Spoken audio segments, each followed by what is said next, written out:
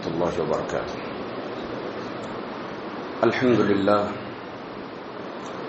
الحمد لله رب العالمين والعاقبة للمتقين والصلاة والسلام على أشرف الأنبياء والمرسلين وعلى آله وأصحابه أجمعين ومن تبعهم بإحسان إلى يوم الدين. قال النبي صلى الله عليه وسلم في الحديث: فتؤخذ من أغنيائهم فترد إلى فقرائهم. معزز حاضرین، آج ہم زکوٰۃ کی فرضیت اور اس کی حکمتوں کے تعلق سے گفتگو کریں گے. زکوٰۃ اسلام کے ارکان میں سے ایک رکن ہے. اللہ کے رسول صلی اللہ علیہ وسلم نے فرمایا: بنی الاسلام علی خمس.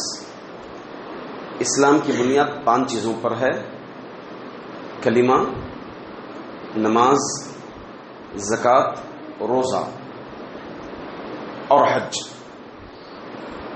اگر کوئی زکوٰۃ کی فرضیت کا انکار کرے اسلام لانے کے بعد، اگر کوئی زکوٰۃ کی فرضیت کا انکار کرے، مطلب یہ کہے مسلمان ہو کر کے کہ نہیں، مسلمانوں پر زکوٰۃ نہیں ہے، مسلمان پر زکوٰۃ واجب نہیں ہے، اس کا اگر کوئی انکار کرے تو وہ کافر کہلائے گا، کافروں میں سے اس کا شمار ہوگا.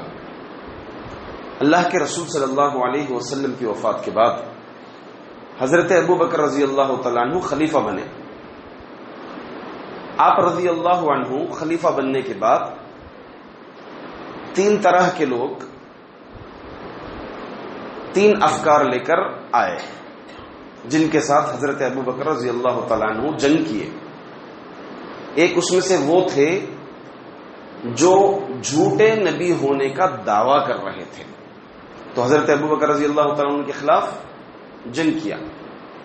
دوسرے مرتدین، یعنی اللہ کے رسول صلی اللہ علیہ وسلم کی وفات کے بعد اسلام سے کفر کی طرف جا رہے تھے، تو حضرت ابو بکر رضی اللہ تعالیٰ عنہ ان کے ساتھ جنگ کیا.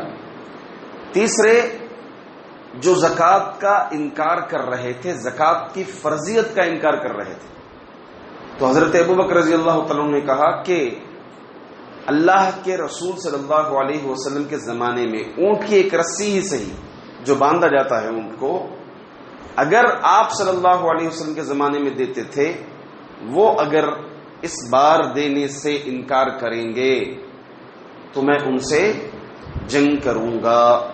حضرت ابو بکر رضی اللہ تعالیٰ عنہ جنگ کیے اور باقاعدہ طور پر لوگ زکوٰۃ دینا شروع ہوئے اور قائلین ہوئے. اور اگر کوئی زکوٰۃ کی فرضیت کو تو مانتا ہے مگر زکوٰۃ نہیں دیتا، بخیلی کی وجہ سے زکوٰۃ نہیں دیتا، مال کا ایک سرمایہ ہے اس کے پاس، اس میں سے کچھ حصہ یعنی 2.5% زکوٰۃ نکالنا ہے، وہ زکوٰۃ نکالنے سے بخیلی کرتا ہے اور نہیں نکالتا، اس کے لیے قرآن اور حدیث میں وعیدیں ہیں. چنانچہ سورۃ توبہ کے اندر ہے، اللہ تعالیٰ فرماتے ہیں: وَالَّذِينَ يَكْنِزُونَ الذَّهَبَ وَالْفِضَّةَ وَلَا يُنْفِقُونَهَا فِي سَبِيلِ اللَّهِ فَبَشِّرْهُمْ بِعَذَابٍ أَلِيمٍ. جو لوگ مال جمع کرتے ہیں، سونا جمع کرتے ہیں، خزانہ جمع کرتے ہیں، اللہ کے راستے میں خرچ نہیں کرتے، مطلب زکوٰۃ نہیں نکالتے، محمد صلی اللہ علیہ وسلم آپ انہیں دردناک عذاب کی بشارت دے دیجئے. عذاب کیا ہوگا؟ قرآن کریم آگے بول رہا ہے: یوم یحما علیہا جباہہم وجنوبہم وظہورہم ھذا ما کنزتم لانفسکم فذوقوا ما کنتم تکنزون. یوم یحما علیہا، وہ مال جو رکھا تھا دنیا میں، اس مال کو تپایا جائے گا جہنم کی آگ سے، جہنم کی آگ سے اس مال کو تپایا جائے گا، گرمایا جائے گا. پھر اس کے چہروں پر اس کی پیٹھ پر داغا جائے گا اور کہا جائے گا، مال خود کہے گا ھذا ما کنزتم، فرشتے کہیں گے کہ ھذا ما کنزتم لانفسکم، یہی مال تو جمع کرتا تھا نا دنیا میں، زکات دینے سے انکار کرتے تھا نا، لے اب مزہ چکھ اس کا۔ اسی طرح حدیث میں آتا ہے، اللہ کے رسول صلی اللہ علیہ وسلم فرماتے ہیں کہ جو آدمی دنیا میں زکات نہیں نکالتا، فرضیت کو مانتا ہے مگر زکات دینے سے انکار کرتا ہے، دیتا نہیں زکات بخیلی کی وجہ سے یا مال کی کم ہونے کی وجہ سے، مال کی ہرس کی وجہ سے، تو کل اس کے مال کو ایک گنجے سانپ کی شکل دی جائے گی۔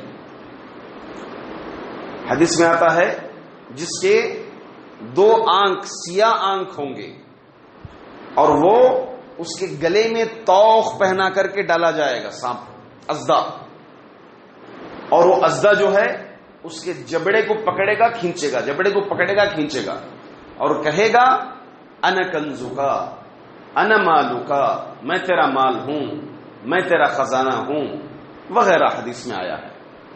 اگر کوئی جانور زکات نہیں نکالا، جانور تھے اس کے پاس، تو کل قیامت کے دن وہ جانوروں کو لایا جائے گا اور اس کو رون دیں گے، رگڑیں گے اس کو، یعنی نیچے اس کو گرا دیا جائے گا اور جانور پیر سے اس کو رگڑیں گے، رون دیں گے۔ حدیثوں میں یہ سب وعیدیں آئی ہیں۔ تو معلوم ہوا زکات نہ نکالنے والے کے لیے کل قیامت کے دن بہت زیادہ وعیدیں ہیں۔ زکات نکالنے کی بہت ساری حکمتیں ہیں۔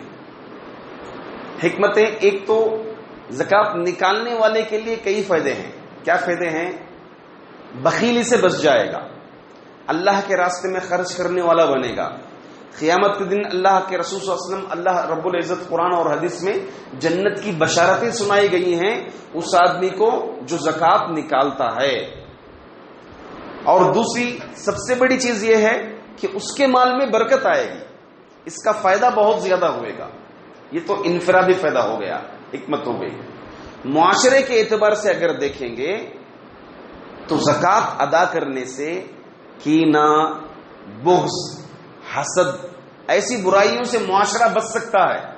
اگر حقیقی معنی میں زکات نکالیں گے تو بھائی چور چوری کیوں کرتا ہے؟ غریب چوری کیوں کرتا ہے؟